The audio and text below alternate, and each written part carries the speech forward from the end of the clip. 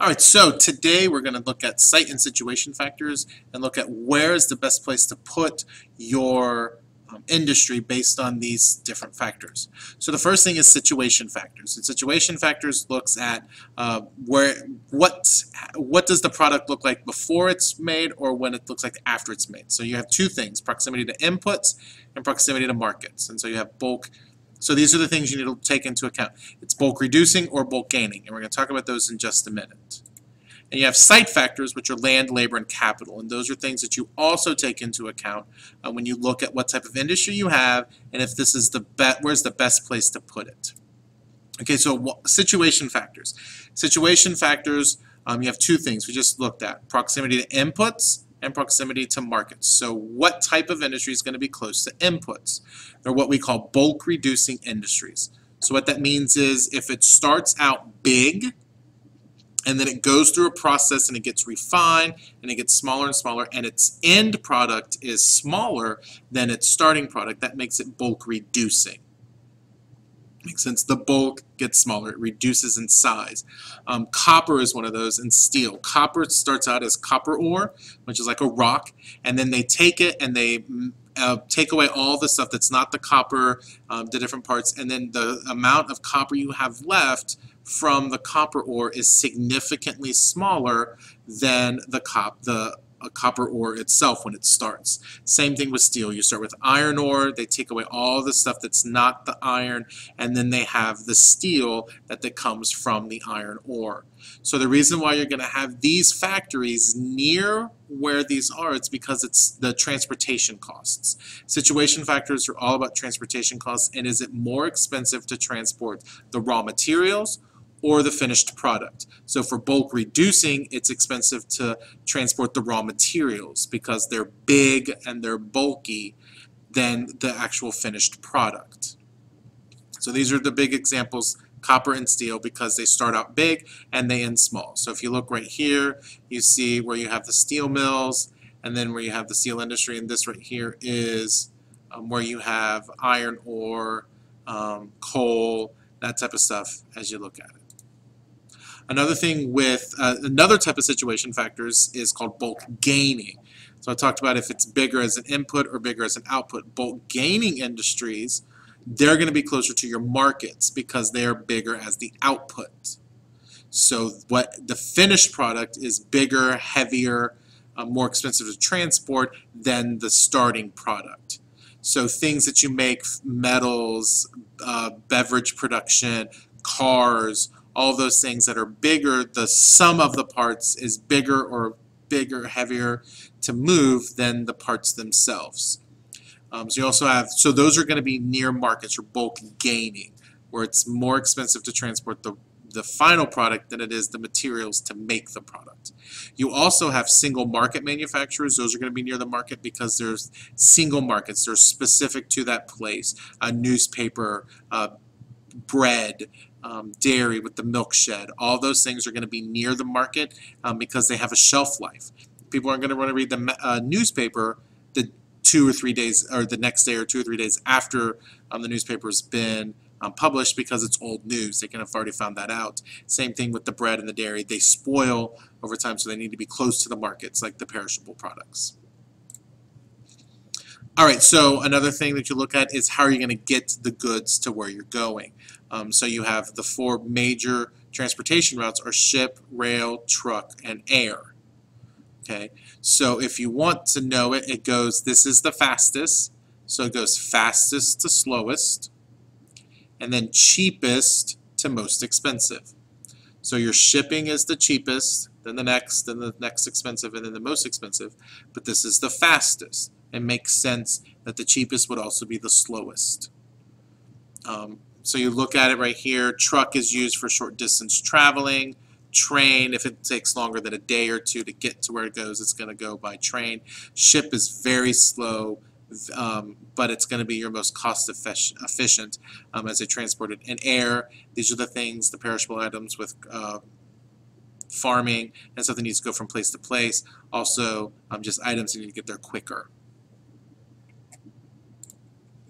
All right, so site factors. We talked about transportation costs are the big things when you look at bulk gaining and bulk reducing, your situation factors. Site factors look at other costs. They look at land, labor, and capital costs. Labor, this is a really huge important site factor. It is considered the most important site factor because you have a lot of labor-intensive industries, and this gives examples right here. Textiles. Textiles is very labor-intensive. Anything that's really made in those manufacturing plants by hand are going to be labor-intensive industry. So these are certain things that when you look at where they're going to be built, they're going to be built where there's abundant labor, where they can pay them cheap labor. Cheap, abundant labor is going to be the #1 factor when you're looking at site factors for labor. So you notice where the fabric production is, you have a lot of cheap available labor in these countries, and they don't have to pay them a lot. The reason why the United States has a lot is because we have access to the cotton, and we have a big cotton farm down here in the south. We have big cotton farms, and that actually allows the production here as well to be made. But over here you see this the big one because they have that cheap labor I can get to. Other site factors are land. So land is important because they want to look at having cheap land. So you want to build a factory, your factories are pretty big. They're bigger factories, so they want to make sure that the factories aren't small because that they're not going to be as efficient, but so they're going to be big, huge things. So rural sites are great for that because they have a lot of land, and land is cheaper in rural sites than it is in the city. And we talked about that whole bid rent thing when we looked at Von Thunen. The further you get away from the city, the cheaper the land is going to cost. So they want to build in these rural areas that they can buy bigger land, a lot of land for a cheaper amount of money. Also environmental factors. Some of the companies move to LDCs because moving to LDCs is going to allow them to have a little bit more with the environmental factors. They can be a little lax in their environmental regulations, and a little more pollution. They'll have to take care of their waste as easily as possible. So that's a big factor there. Also, if your aluminum is a high energy plant, so they need a lot of energy to make aluminum, so you're going to be near somewhere that has cheap electricity. A great place for that is someplace like Niagara Falls. They have aluminum plants near there because they can get hydroelectric power from Niagara Falls, and it's going to be cheaper than if they were somewhere else. So those environmental factors are also important when you look at land. And capital is money, and available money is for, if banks are willing to loan money to certain areas and they're able to give that money, that's going to allow you to have that capital provided for you there. Also, tax incentives. Counties or states would say, hey, we're going to give tax breaks to have businesses move to our area, because if a factory moves there, then other businesses will follow. That's called the multiplier effect. They have this multiplier effect that the factory comes, and then it's going to bring in houses and other tertiary service-based industry to meet the needs of the workers who are working at the factory. So that capital, so you have investment from banks giving money and loans to certain industries, and also tax incentives or tax breaks from companies, from governments, so that they can get the multiplier effect in place. Now, another one that we're going to talk about, another big thing, is agglomeration. An agglomeration is the clustering of similar related firms that are in close proximity to each other. And so you see this is Silicon Valley in California, and you have a lot of all these high-tech industries, and they're all located here, and they've all come together because it can be a center of where these workers can come, and you can get high-skilled workers coming to this specific place. Also, banks, so that's labor.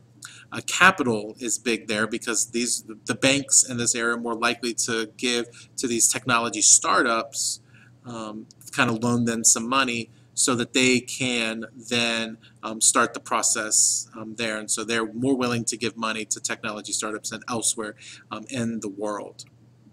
Also, it's started up as a technopole, and these are a Center for High-Tech Manufacturing and Information-Based Industry, and you have it in Silicon Valley, Research Triangle, so it pulls in those people because you have all of these industries right here, and it pulls the smart, talented people into that, and then they hopefully will spur on more technology and process to it. So that's part of the site factors, agglomeration. I just wanted to talk about technopoles in there. So remember, again, your situation factors deal with transportation costs. Are they bulk gaining or bulk reducing? Is it cheaper to transport the item, or the products to make the items. And then site factors are land, labor, and capital. Those are the three things that they look at for site factors. So you need to know that and be familiar with situation, bulk gaining, bulk reducing, near markets, near inputs, transportation costs, site factors, land, labor, and capital. See you in class tomorrow.